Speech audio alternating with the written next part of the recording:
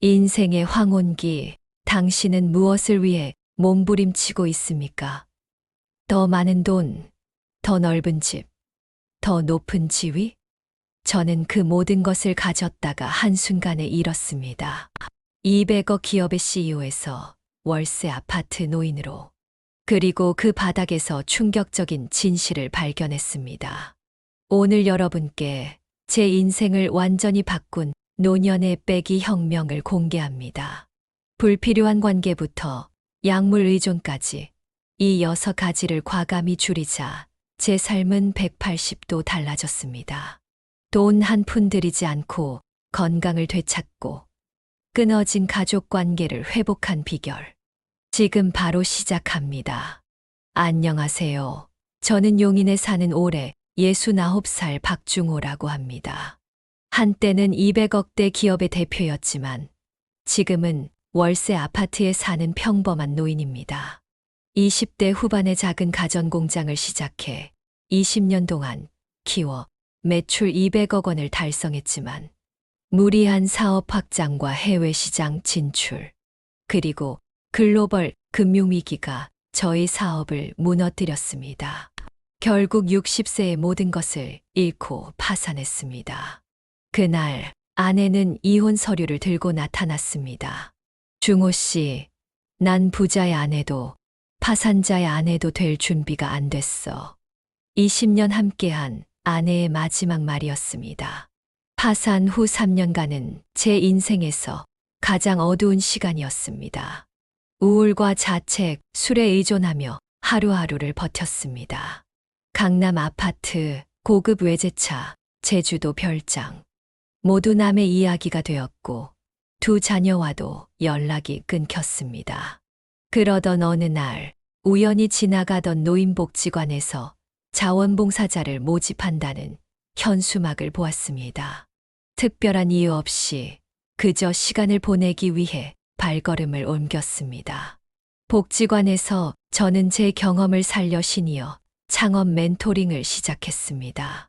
점차 저와 비슷한 인생의 부침을 겪은 사람들을 만나면서 새로운 의미를 발견하게 되었습니다.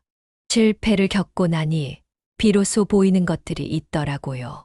제가 멘토링을 받으러 온 분들에게 자주 하는 말입니다.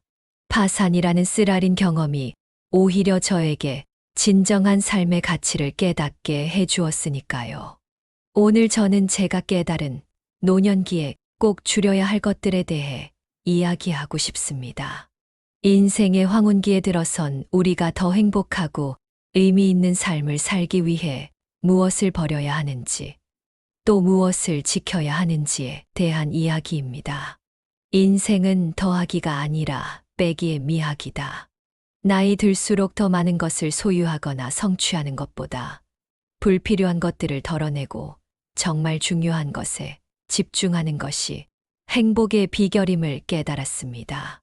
다음은 제가 파산 후 깨달은 첫 번째 교훈, 불필요한 관계 정리하기에 대해 나누고 싶습니다. 사업이 잘 될 때 제 명함첩에는 1000명이 넘는 사람들의 연락처가 있었습니다. 하지만 파산 후 진심으로 위로해준 사람은 단 8명 뿐이었습니다. 사업 파트너들, 골프 모임 회원들, 고액 기부로 얻은 각종 위원회 인맥들. 그들은 마치 약속이라도 한 듯 사라졌습니다. 처음에는 배신감과 쓸쓸함이 컸지만 시간이 지나면서 오히려 이것이 축복이었다는 것을 깨달았습니다. 과감하게 휴대폰 연락처와 소셜미디어, 친구 목록을 정리했고 거짓된 관계에서 벗어나자 오히려 마음이 가벼워졌습니다. 파산 후 우연히 동네 시장에서 초등학교 동창을 만났습니다. 그가 저를 보자마자 한 말이 아직도 기억납니다. 중호야, 요즘 힘들다면서 우리 집에서 저녁이나 먹자. 아내가 내가 좋아하는 된장찌개 끓이는 솜씨가 일품이야. 그 말 한마디가 저를 얼마나 위로했는지 모릅니다. 그 친구와 나눈 소박한 저녁 식사가 고급 레스토랑에서 비즈니스 파트너들과 나눈 어떤 만찬보다 따뜻했습니다. 복지관에서도 새로운 친구들을 사귀었습니다. 특히 매주 목요일 바둑 모임에서 만나는 5명의 친구들은 이제 제 삶의 중요한 일부가 되었습니다. 우리는 바둑을 두며 자녀 걱정, 건강 문제, 노후 고민 등 승승장구하던 시절에는 결코 나누지 못했을 대화들을 나눕니다. 젊을 때는 많은 사람들과 넓은 관계를 맺는 것이 중요하다고 생각했습니다. 하지만 이제는 깨달았습니다. 나이 들수록 관계의 양보다는 질이 중요하다는 것을요. 몇 명의 진정한 친구가 수백 명의 지인보다 값진 이유는 그들과 함께할 때 가면을 쓰지 않아도 되기 때문입니다. 어느 날 바둑 모임에서 영수 씨가 한 말이 기억납니다. 중호 씨, 우리가 젊었을 때는 인맥을 쌓았지만 노년에는 인맥을 추리는 게 행복의 비결인 것 같아요. 마음을 나눌 수 있는 몇 사람만 있으면 충분하지 않나요? 그 말에 깊이 공감했습니다. 관계의 크기를 줄이니 오히려 마음의 공간이 넓어지더군요. 사실 가장 아픈 부분은 자녀들과의 관계였습니다. 사업에 몰두하느라 아들과 딸의 성장 과정을 놓쳤고 파산 후에는 그들 앞에 부끄러워 연락조차 하지 못했습니다. 그러나 관계 정리를 통해 얻은 용기로 5년 만에 자녀들에게 연락을 시도했고 점차 관계를 회복해 가고 있습니다. 저는 이제 관계의 양을 줄이고 질을 높이는 데 집중합니다. 진정성 있는 소수의 관계가 피상적인 다수의 관계보다 노년의 삶을 얼마나 풍요롭게 하는지 깨달았습니다. 청취자 여러분, 지금 여러분의 폰에 있는 연락처를 한번 살펴보세요. 그 중에 정말 기쁠 때나 슬플 때 연락할 수 있는 사람은 몇이나 되나요? 인생의 황혼기에는 더 많은 사람을 알아가는 것보다 이미 알고 있는 소중한 사람들과 더 깊은 관계를 맺는 것이 중요합니다. 다음은 제가 노년에 꼭 줄여야 할 것으로 깨달은 2번째 항목, 끝없는 욕심의 함정에 대해 이야기하려 합니다. 더 큰 공장, 더 많은 직원, 더 넓은 시장. 이것이 제 사업가 시절의 모토였습니다. 처음 작은 가전공장을 시작했을 때는 단지 가족을 먹여 살리기 위함이었습니다. 하지만 사업이 조금씩 성공하자 욕심이 커지기 시작했습니다. 30억 매출을 달성하면 50억을 목표로, 100억을 달성하면 200억을, 국내 시장을 장악하면 해외 시장을 바라보는 시기였습니다. 성공의 달콤함에 취해 위험 신호를 무시했습니다. 가장 큰 실수는 은퇴를 5년 앞두고 무리하게 해외 시장에 진출한 것이었습니다. 50대 후반 안정적으로 회사를 정리하고 은퇴를 준비할 나이에 저는 오히려 더 큰 도박을 선택했습니다. 그때 제 오른팔이었던 김 부장의 말이 생각납니다. 사장님, 지금은 무리한 확장보다 안정을 찾을 때가 아닐까요? 해외 시장은 변수가 너무 많습니다. 하지만 저는 그의 조언을 무시했고 결국 글로벌 금융위기가 닥쳤을 때 회사는 급격히 자금난에 빠졌습니다. 파산 후에도 저의 욕심은 쉽게 사그라들지 않았습니다. 남은 퇴직금으로 주식과 부동산에 손을 대며 빠르게 재기하려 했고 결과적으로 남은 자금마저 잃게 되었습니다. 전환점은 파산자들의 모임에서 만난 한 선배 사업가의 조언이었습니다. 중호 씨, 나이 들수록 위험은 줄이고 안정은 늘려야 합니다. 청춘의 실패는 교훈이 되지만 노년의 실패는 비극이 됩니다. 그 말이 저를 깨웠습니다. 저는 스스로에게 하루에 3번 이상 욕심 체크하는 습관을 들였습니다. 아침에 일어나서 점심 식사 후 그리고 잠들기 전에 스스로에게 물었습니다. 지금 내가 원하는 것은 정말 필요한 것인가? 아니면 단순한 욕심인가? 놀랍게도 이 간단한 질문이 제 삶을 변화시켰습니다. 욕심을 내려놓으니 마음이 평온해졌고 작은 행복에 감사할 수 있게 되었습니다. 손주와의 짧은 전화통화, 아침 공원 산책, 시장 구석 작은 식당의 된장찌개. 이런 소소한 일상의 기쁨을 일기에 기록하기 시작했습니다. 한 달에 한 번, 복지관 근처 작은 카페에서 아메리카노 한 잔의 여유를 즐기는 것이 과거의 호화로운 휴가보다 더 행복하게 느껴졌습니다. 욕심을 줄이니 오히려 마음의 여유가 생겼고 그 여유가 진정한 행복을 가져다 주었습니다. 가장 놀라운 변화는 경제적인 부분이었습니다. 욕심을 내려놓으니 소비 패턴이 달라졌고 월세 아파트의 작은 공간이지만 진정 필요한 것들로만 채우니 마음이 편안해졌습니다. 청취자 여러분, 나이 들수록 물질적인 욕심보다 마음의 평화가 더 중요합니다. 더 많은 돈, 더 높은 지위, 더 넓은 집. 이런 것들은 행복의 필요 조건일 수는 있어도 충분 조건은 아닙니다.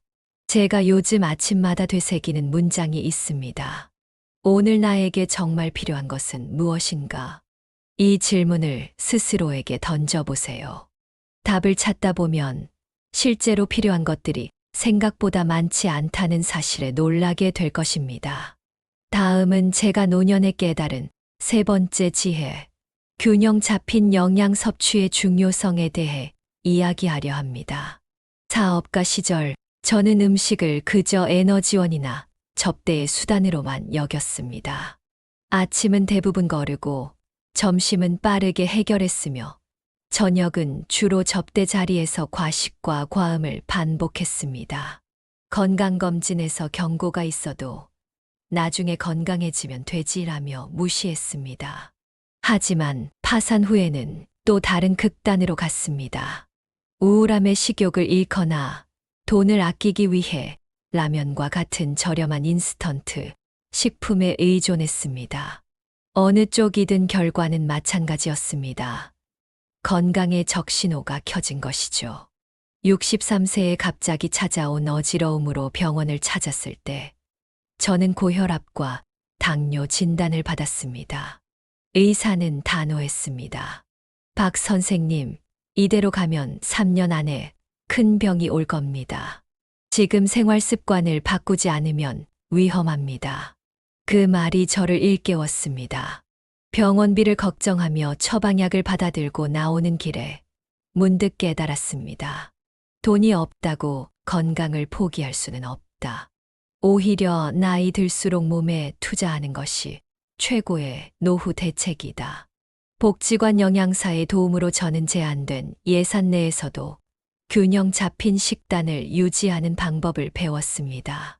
매주 월요일 장을 보러 가서 일주일치 식재료를 준비하고 다양한 색상의 채소와 단백질을 골고루 섭취하는 무지개 식단법을 실천하기 시작했습니다.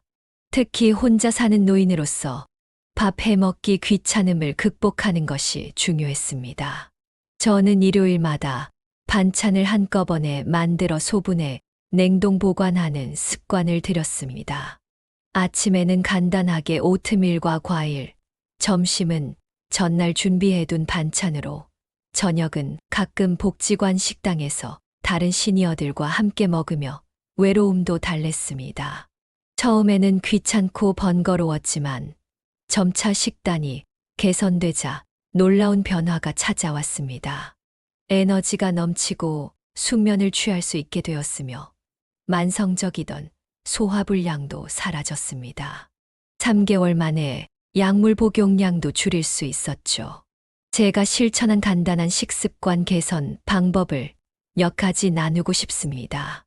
첫째, 한 끼에 5가지 색상 규칙입니다.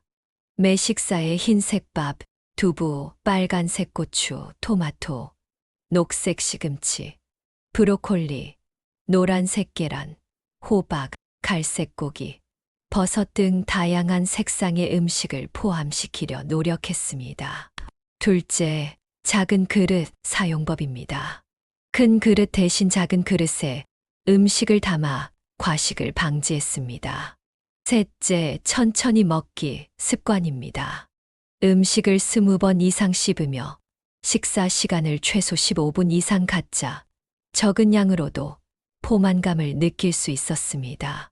아직도 가끔 단 것이나 짠 것이 당길 때가 있지만 그럴 때마다 저는 제 지갑에 넣어둔 옛 사진을 봅니다. 제가 60세에 찍은 사진과 현재 69세의 사진입니다. 파산 직후보다 현재의 제가 더 건강해 보이고 생기가 돕니다. 이것이 바로 균형 잡힌 식습관의 힘입니다. 청취자 여러분, 특히 혼자 사시는 어르신들께 말씀드리고 싶습니다. 나이 들어 혼자 된다고 아무거나 대충 먹지 마세요. 복지관이나 구청에서 제공하는 영양교육 프로그램에 참여해 보세요. 건강은 돈보다 더 중요한 노후 자산입니다. 다음은 제가 노년에 깨달은 네 번째 지혜, 약물 의존도 줄이기에 대해 이야기하려 합니다. 사업 실패 후 깊은 우울증을 겪으며 저는 수면제와 안정제에 의존하기 시작했습니다. 처음에는 잠을 자기 위한 한 알이었지만 점차 하루를 버티기 위한 여러 알이 되었습니다. 오늘은 정말 힘든 날이니까 한 알 더 먹어야겠다. 중요한 일이 있으니 안정제 없이는 불안해서 못 나가겠다. 이런 생각들이 약물 의존도를 높였고 점차 제 신체와 정신은 더 쇠약해졌습니다.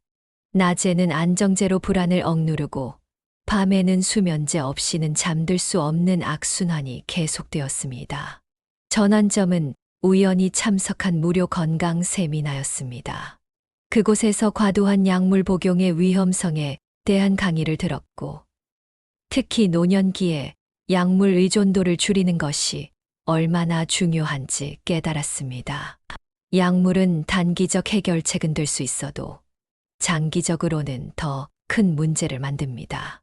특히 노년기에는 약물 대사 능력이 떨어져 부작용 위험이 높아집니다. 강사의 말에 큰 충격을 받은 저는 용기를 내어 담당 의사를 찾아갔습니다. 의사와 상담하여 단계적으로 약물을 줄여나가는 계획을 세웠고, 약물 대신 자연적인 방법으로 건강을 회복하기 시작했습니다. 첫째, 규칙적인 수면 습관을 들였습니다. 매일 같은 시간에 자고 일어나는 것만으로도 불면증이 크게 개선되었습니다. 둘째, 가벼운 운동을 시작했습니다. 처음에는 집 주변을 5분만 걷는 것부터 시작해 점차 30분으로 늘렸습니다. 셋째, 명상과 호흡법을 배웠습니다.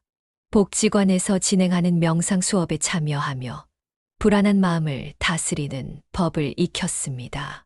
넷째, 카페인과 알코올 섭취를 줄였습니다. 커피는 오전에만 마시고 저녁에는 허브티를 마시는 습관으로 바꿨습니다. 이런 노력을 6개월 정도 지속하자 놀라운 변화가 찾아왔습니다. 의사의 지도하에 약물 복용량을 점차 줄일 수 있었고, 결국 수면제 없이도 잠을 잘 수 있게 되었습니다. 알약에 의존하던 삶에서 벗어나니 머리가 맑아지고 활력이 돌아왔습니다.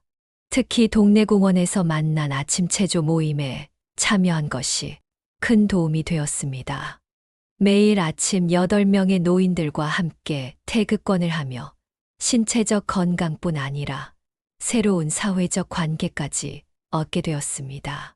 아침 체조 모임에 리더 김 선생님 78세은 10년 전 뇌졸중을 겪었지만 약물 의존 대신 운동으로 건강을 회복한 분이었습니다. 그분의 활기찬 모습이 저에게 큰 영감을 주었습니다. 청취자 여러분, 특히 노년층 분들께 말씀드리고 싶습니다. 약은 때로 필요하지만 그것에만 의존해서는 안 됩니다. 자연스러운 방법으로 건강을 회복하는 길을 찾아보세요. 그리고 꼭 의사와 상담하며 약물을 조절하세요. 다음은 제가 노년에 깨달은 5번째 지혜, 말의 절제와 지혜에 대해 이야기하려 합니다. CEO 시절에 저는 항상 지시하고 명령하고 판단하는데 익숙했습니다. 20년간 회사에서 내 말이 법이었습니다. 그런데 그 습관이 가족과 친구 관계까지 망쳤다는 것을 뒤늦게 깨달았습니다. 특히 자녀들에게 늘 성공과 성취를 강요했던 자신의 모습이 생각납니다. 너는 왜 1등이 아니니? 왜 이것밖에 못하니? 내가 널 위해 얼마나 희생했는데. 이런 말들이 일상이었습니다. 파산 후 모든 것을 잃고 혼자 남겨졌을 때, 비로소 말의 무게와 힘에 대해 새롭게 인식하게 되었습니다. 복지관에서 만난 은퇴한 국어교사, 이 선생님의 조언이 제 인생을 바꿨습니다. 말을 줄이고 귀를 여는 것이 지혜의 시작입니다. 특히 나이 들수록 말은 줄이고 들음은 늘려야 합니다. 저는 제 말버릇을 객관적으로 분석해 보았습니다. 그리고 4가지 나쁜 말버릇을 발견했습니다. 첫째, 지시하기 습관이었습니다. 너는 이렇게 해야 해. 그건 그렇게 하는 게 아니야 라는 식으로 늘 다른 사람들에게 지시하고 있었습니다. 둘째, 비교하기 습관이었습니다. 내 젊은 시절에는 다른 사람들은 다 이렇게 하는데 라며 끊임없이 비교하고 있었죠. 셋째, 잔소리하기 습관이었습니다. 같은 말을 반복하며 상대방을 지치게 했습니다. 넷째, 과거 자랑하기 습관이었습니다. 내가 사업할 때는 으로 시작하는 자랑스러운 과거 이야기들이 대화의 중심이었습니다. 이런 말버릇을 고치기 위해 저는 5초 규칙을 만들었습니다. 말하기 전에 5초 동안 생각하는 습관입니다. 이 말이 꼭 필요한가? 상대방에게 도움이 되는가? 더 좋은 표현이 있는가? 를 생각한 후에 말하는 것이죠. 또한 하루 한 번 칭찬하기를 실천했습니다. 매일 최소 1명에게 진심 어린 칭찬을 하는 것이 목표였습니다. 처음에는 어색했지만 점차 자연스러워졌습니다. 가장 큰 변화는 5년 만에 다시 만난 자녀들과의 관계였습니다. 과거에는 제가 대화를 주도했다면 이제는 그들의 이야기를 경청하는 데 집중했습니다. 잔소리 대신 응원을, 비판 대신 이해를 표현했죠. 딸아이가 저에게 한 말이 기억납니다. 아빠, 예전엔 아빠랑 대화하면 항상 긴장됐어요. 내 말을 다 끝내기도 전에 조언하시고 판단하셨거든요. 하지만 지금은 달라요. 아빠가 정말 내 말을 듣고 있다는 느낌이 들어요. 이 말을 들었을 때 제 눈에 눈물이 고였습니다. 말을 줄이고 경청을 늘리는 것만으로도 이렇게 관계가 개선될 수 있다니 놀라웠습니다. 청취자 여러분, 특히 장년층 이상의 분들께 말씀드립니다. 우리는 살아오면서 많은 경험과 지식을 쌓았습니다. 그래서 조언하고 가르치고 싶은 마음이 큽니다. 하지만 때로는 침묵하고 경청하는 것이 더 큰 지혜입니다. 제가 항상 주머니에 넣고 다니는 작은 메모지에는 이런 글이 적혀 있습니다. 말할 때는 신중하게, 들을 때는 열린 마음으로. 다음은 제가 노년에 깨달은 6번째 지혜, 움직임의 생활화에 대해 이야기하려 합니다. 저는 20년 동안 거의 사무실 의자에서 살았습니다. CEO 시절 저의 하루는 회의실과 사무실을 오가는 것이 전부였습니다. 유일한 운동이라고는 접대 골프가 전부였고 바쁘다는 핑계로 건강검진도 미루기 일쑤였습니다. 파산 후 우울한 시기에는 더욱 움직이지 않고 집에만 머물렀습니다. 하루 종일 TV 앞에 앉아 있거나 침대에 누워 천장만 바라보며 시간을 보냈습니다. 그러다 갑작스러운 허리 통증으로 병원을 찾았을 때 의사는 충격적인 말을 했습니다. 박 선생님, 지금 근육량이 79세 노인 수준입니다. 실제 나이보다 10년 이상 늙어 있어요. 이대로 가면 몇 년 안에 혼자서 일상생활도 어려워질 겁니다. 그 말에 크게 놀란 저는 그날부터 운동을 시작하기로 결심했습니다. 하지만 고급 헬스클럽에 다니던 과거와 달리 이제는 경제적 여유가 없었습니다. 그래서 돈이 많이 들지 않는 활동들을 찾기 시작했습니다. 처음에는 집 주변을 5분만 걷는 것부터 시작했습니다. 정말 그 5분조차 힘들었습니다. 숨이 차고 다리가 아팠습니다. 하지만 포기하지 않고 매일 조금씩 시간을 늘려갔습니다. 일주일 후에는 10분, 한 달 후에는 20분. 지금은 하루 8,000보를 목표로 걷고 있습니다. 복지관에서 무료로 진행하는 요가 수업도 참여하기 시작했습니다.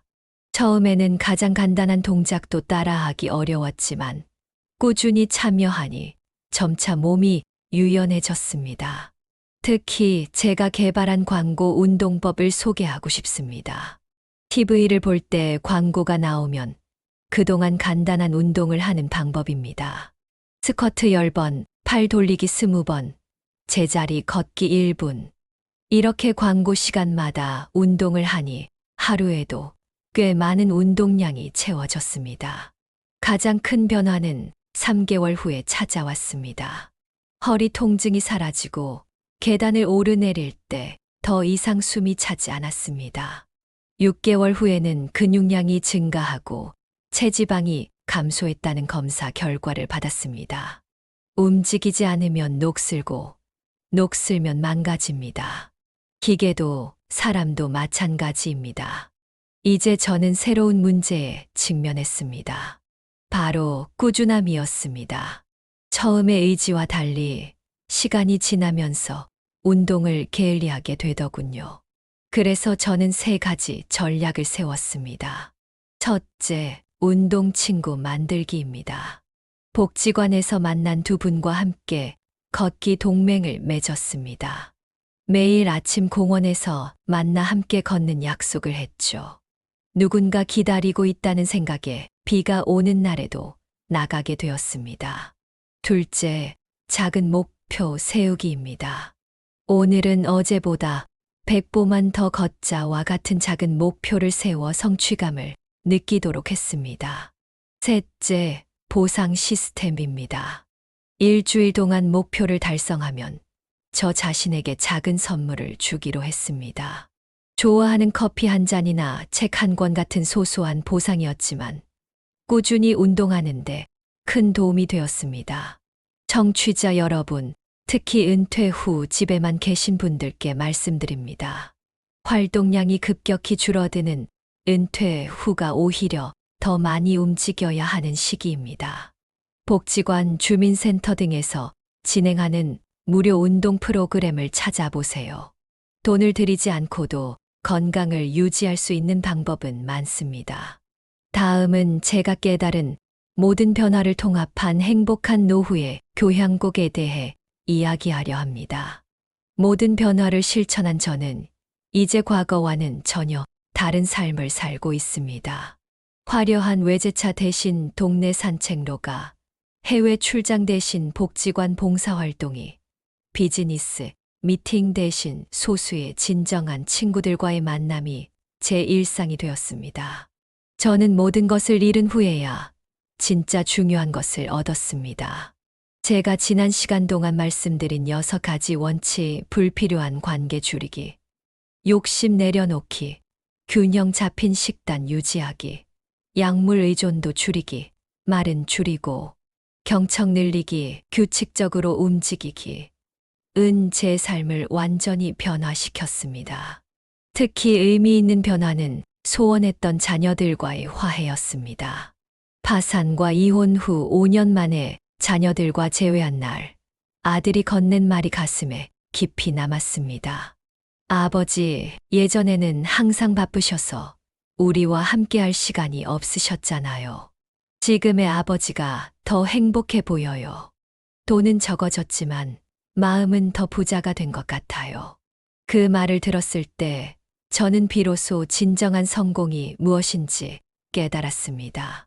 돈과 명예, 지위가 아니라 내면의 평화와 소중한 관계가 진정한 부였던 것입니다. 69세인 저는 이제 제2의 인생을 살고 있습니다. 매주 2번 복지관에서 창업 실패와 재기에 관한 강의를 합니다. 제 경험이 다른 시니어들에게 도움이 된다는 사실이 큰 보람입니다. 한 달에 한 번은 자녀들과 손주들이 제 작은 월세 아파트를 찾아옵니다. 함께 소박한 식사를 하고 대화를 나누는 시간이 이제는 제 인생에서 가장 소중한 순간입니다. 주변 이웃들과도 더 가깝게 지내게 되었습니다. 옆집 할머니에게는 간단한 가전제품 수리를 도와드리고 윗집 청년에게는 취업 상담을 해주기도 합니다. 이렇게 누군가에게 도움이 된다는 사실이 제게 큰 기쁨을 줍니다. 물론 경제적으로는 여전히 풍족하지 않습니다. 그러나 적게 살기를 실천하면서 오히려 마음의 여유를 찾았습니다. 월세, 식비, 의료비 정도만 해결되면 더 이상 욕심내지 않는 삶의 방식을 배웠습니다. 어느 날 손녀가 물었습니다. 할아버지, 예전처럼 부자가 되고 싶지 않으세요? 저는 미소 지으며 대답했습니다. 나는 지금 다른 종류의 부자란다. 마음의 부자, 그리고 그게 더 오래가는 부자란다. 청취자 여러분, 특히 인생의 후반전을 준비하고 계신 분들께 말씀드립니다. 우리 사회는 더 많이와 더 크게를 강조합니다. 더 많은 재산, 더 높은 지위, 더 넓은 인맥. 하지만 노년의 행복은 오히려 덜어내기에 있습니다. 불필요한 관계, 끝없는 욕심, 나쁜 식습관, 약물 의존, 쓸데없는 말, 움직이지 않는 습관. 이런 것들을 줄이고 나면 비로소 진정한 꾸밈 없는 자신의 모습을 발견하게 됩니다. 인생은 마지막 하루를 어떻게 보냈느냐가 중요합니다. 노년기는 그저 쇠퇴의 시간이 아닌 내면의 성장과 진정한 행복을 찾는 황금기가 될 수 있습니다. 제 이야기가 누군가에게 작은 위로와 희망이 되었기를 바랍니다. 이 사연이 도움이 되셨다면 구독과 좋아요, 알림 설정 부탁드립니다. 감사합니다.